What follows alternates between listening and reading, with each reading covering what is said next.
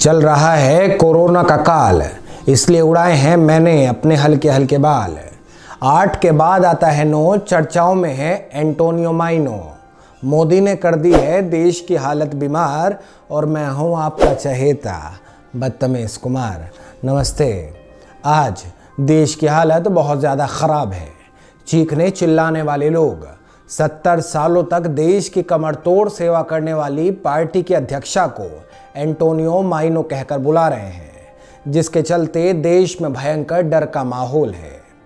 आज अपनी बहन चरखा क्लीन शेप में रहकर चिल्लाने वाले ब्रोदर शर्मसार और यूट्यूब पर झूठ जैसी बेहद अच्छी चीज को बोल बोल के लाल झंडे को गाड़ देने वाले मूर्ख लाठी के साथ बनाए अपनी इस खास रिपोर्ट में हम आपको बताएंगे कि कैसे कुछ लोग लगातार सत्ता पर सालों राज करने वाली एक बड़ी पार्टी के अध्यक्षा को बिना मतलब में ही परेशान कर रहे हैं। कैसे अपने ऊपर हमले का झूठा आरोप कांग्रेस पर डाला जा रहा है, और कैसे मोदी सरकार नकारों की तरह चुपचाप सब कुछ देखते हुए भी देश का माहौल खराब करने में जुटी हुई है। चलिए शुरू कर लेते हैं। महाराष्ट्र में साधुओं की हत्या हुई तो गोदी मीडिया के अगुवा एक पत्रकार बंधु ने कांग्रेस को निशाने पर लेने के लिए एंटोनियो माइनो शब्द को चीख चीख कर यूज किया। नहीं, ऐसे कैसे कोई किसी को इस नाम से बुला सकता है? ये नाम तो बार में काम करने वाली किसी लड़की का लगता है। अब अध्यक्षा जी ने थोड़ी ना कभी बार में काम किया है। नहीं, आप ही मुझे बताइए, उन्होंने बार में काम कब नहीं किया? आपको इस बात को समझना होगा कि इटली में बहुत ज़्यादा ठंड पड़ती है। भक्तों और गोदी मीडिया को छोड़ के बाकी सबको इस बात का बहुत अच्छे से पता है कि शराब से ही ठंड दूर भागती है। तो ऐसे में कभी कभार ठंड दूर करने के लिए माइनो जी अगर वहाँ चली भी जाती थी तो इसमें क्या गलत हो गया? क्या कोई महिला बार में भी नहीं जा सकती? वैसे भी वहाँ जाकर टोनिया जी ने कभी शराब नहीं पी। मैंने तो कई बार उनका मुंह भी सूंघा था। आपकी भाभी तो इसको लेकर एक दिन मुझसे नाराज भी हो गई, जिसके बाद कल्लू चूड़ी वाले के यहाँ से 2 दर्जन चूड़ियाँ लानी पड़ गई। 1 दर्जन आपकी भाभी को दी और 1 दर्जन स्टूडियो में ले आया। आजकल के माहौल में कभी कभार ज़रूरत यहाँ भी पड़ जाती है। आप सबको समझना होगा कि टोनिया जी तो बस वहाँ रखी बोतलों को देखकर ही खुश हो जाती थी। बाकी उनके बार में काम करने जैसी बातें तो सिर्फ बीजेपी आईटी सेल का फैलाया कोरा झूठ है। इसमें इतना हंगामा काटने जैसी कोई बात ही नहीं है। गोदी मीडिया से जुड़े लोगों को चाहिए कि वो भक्ति से थोड़ा सा बाहर आए और साधुओं की हत्या जैसे छोटे मोटे केस को उठाने के बजाय अल्पसंख्यक भाइयों पर हो रहे अत्याचारों की खबरों को प्रमुखता से उठाए, वरना आगे भी ऐसे ही 12.5 घंटों तक पुलिस पूछताछ करती रहेगी और आप उसका कुछ नहीं उखाड़ पाओगे। आप सोशल मीडिया देखिए, मोदी के चेले चपाटों ने पूरे सोशल मीडिया को हिला रखा है। एंटोनियो माइनो नाम वाले हैशटैग रोज ट्रेंड करा के किसी के पुराने कामों की खुदाई की जा रही है। अरे नहीं, ऐसे कैसे ट्रेंड कराया जा रहा है? ना जाने क्यों भारतीय जनता पार्टी इस बात को भूल जाती है कि किसी के पुराने दिनों को खोदने का हक सिर्फ कांग्रेस के पास सुरक्षित है। कॉमनवेल्थ गेम्स, 2G स्पेक्ट्रम, कोयला जैसे बड़े बड़े घोटाले करके देश को खोदने की जिम्मेदारी कांग्रेस पार्टी ने काफी गंभीरता से निभाई है। पर यह बात मैं बता भी किसको रहा हूं? मोदी सरकार भले देश में विकास का गहरा गड्ढा खोद ले, लेकिन कांग्रेस ने घोटाले जैसी अच्छी चीज के लिए देश की जो गहरी खुदाई की है उसमें मोदी सरकार कभी एक्सपर्ट हो ही नहीं सकती, उसके बस की ही नहीं है। भक्त कह रहे हैं कि 2019 में सहारनपुर से बीजेपी के राघव लखनपाल से हारकर बेइज्जती जैसी अच्छी चीज को कराने वाले इमरान मसूद पीएम मोदी की बोटी बोटी करने की बात कह देते हैं। टोनिया जी पीएम को मौत का सौदागर कहने जैसे शानदार काम को कर देती हैं।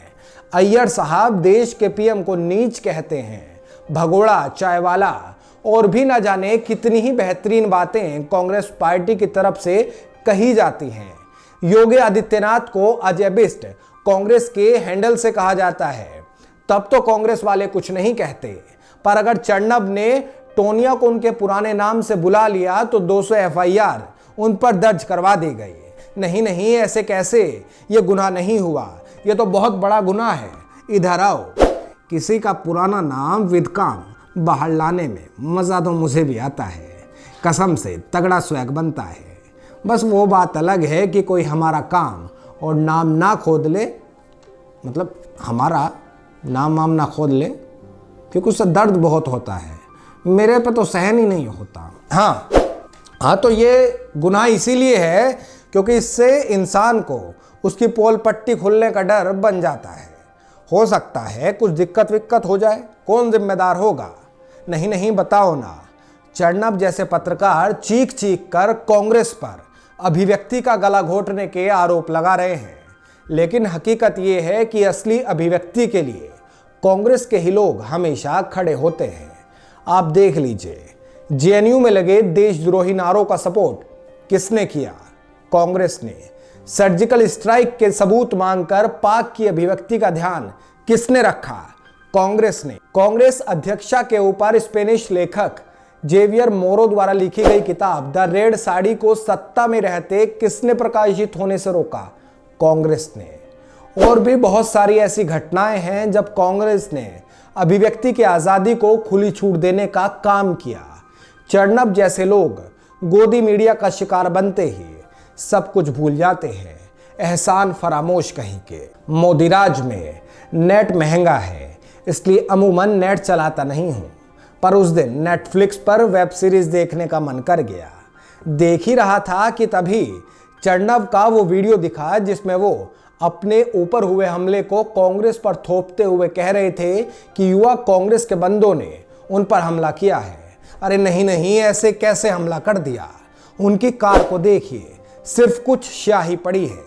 नहीं नहीं, आप ही मुझे बताइए, जो पार्टी 1975 में इमरजेंसी लगाने और 1984 में सिखों को मरवाने जैसे बड़े कामों की जिम्मेदार रही है, वो भला इतना छोटा और घटिया काम क्यों करेगी? सवाल और भी बहुत सारे हैं, लेकिन बीजेपी वाले भिंडी टीवी ऑफिस आने से डरते हैं, इसलिए मैं पूछ नहीं पाता। खैर, ऑफिस से याद आया कि लॉकडाउन के बीच IT सेल के बंदे भी खाली बैठे हैं, ज्यादा काम बचा नहीं है, इसलिए फोन उठा के कुछ भी ट्रेंड कराने में लग जाते हैं। अभी हाल ही में मैंने ट्विटर पर देखा, वहां भक्तों ने महाराष्ट्र के CM को ही नकारा मुख्यमंत्री साबित करने की जुगत भिड़ा रखी थी। अरे नहीं नहीं, जिस CM के समर्थन में उतरते हुए बॉलीवुड के कई बड़े सितारे ट्वीट करें, आखिर उसके कद को कोई नीचे करके कैसे आंक सकता है? आप सबको इस बात को बहुत अच्छे से समझना होगा कि ठाकरे साहब सबका ध्यान रखने वाले CM हैं और ऐसे मुख्यमंत्री मिलना वाकई बेहद मुश्किल है। मैं तो ये न्यूज़ पढ़ते हुए भी अपने आप को धनी समझ रहा हूं कि उनसे जुड़ी खबर पर बोलने का मौका मुझे मिल गया। महाराष्ट्र के पालघर में हुई साधुओं की हत्या पर गोदी मीडिया और IT सेल की तरफ से खुन्नस निकालते हुए कहा गया कि ठाकरे का खून इस घटना से नहीं खोला और उनकी आंख ही घटना के 3 दिन बाद खुली। इस मामले को ठीक वैसे ही दबाने की कोशिश की जाती रही जैसे नेहरू ने हमेशा पटेल जी को दबाने की थी। नहीं नहीं, मैं पूछना चाहता हूं, क्या मोदी राज में पुलिस और आरोपियों को आराम देना भी गलत बात हो गई है? जिन पुलिसकर्मियों ने डर के साधुओं को भीड़ के आगे छोड़ दिया था, क्या उनको आराम करने का हक नहीं है? पुलिसकर्मी और आरोपी थके थे तो उनसे पूछताछ करने में दिक्कत होती। अगर दिक्कत होने के बावजूद भी उनको पकड़ लिया जाता तो उनकी बातें ठीक ऐसे ही होती जैसे कांग्रेसी नेता पाहुल की होती है। बस इसी वजह से पालघर की घटना पर लेट कार्रवाई की गई, बाकी इसके अलावा इसमें कोई रीजन ही नहीं था। यूपी के CM आदित्यनाथ को देखिए, बुलंदशहर में साधुओं की हत्या हुई तो घटना के 24 घंटे बीतने से पहले ही आरोपी को जेल में डाल दिया। नहीं नहीं, ऐसे बताओ कौन करता है? कितना कठोर दिल है ये CM। आप ही मुझे बताइए, आरोपी कौन सा कहीं भागा जा रहा था जो उसको तुरंत ही पकड़ लिया गया? 2-4 दिन का रेस्ट मिलता तो आरोपी को भी अच्छा लगता, उसकी भी सेहत बनती, पर नहीं, यूपी पुलिस ने तो CM के आदेश पर बेहयाई दिखाते हुए उसको पकड़ लिया। कुल मिलाकर कहें तो मोदी सरकार में चीजें अच्छी नहीं हो रही हैं, देश में कोरोना वायरस फैला है और भक्तों को राजनीति की पड़ी है। ट्विटर पर जहां कभी लाल सलाम का कब्जा होता था, आज वहां भगवा झंडा लहरा रहा है। दुख होता है, छाती फटी जाती है, पर अपना दुख किसी को दिखा भी नहीं सकता, क्योंकि जब से IT सेल वालों ने मेरी मुस्कुराती पिक्चर डाउनलोड करके अपनी घटिया एडिटिंग से दुल्हन के रूप में दिखाई है, तब से डर लगता है कि जो मेरे हंसते हुए चेहरे को ऐसा दिखा सकते हैं, वो रोते हुए को कैसा दिखाएंगे। अच्छा, चलता हूं। उम्मीद है आप सभी टीवी से दूर रहेंगे, क्योंकि इसके प्रभाव से ही सब मोदी भक्त बनते जा रहे हैं। ये सब बहुत गलत है साहब। अच्छा, चलते हैं। अगली दफ़ा फिर किसी नई खबर के साथ आएंगे। तब तक के लिए नमस्कार।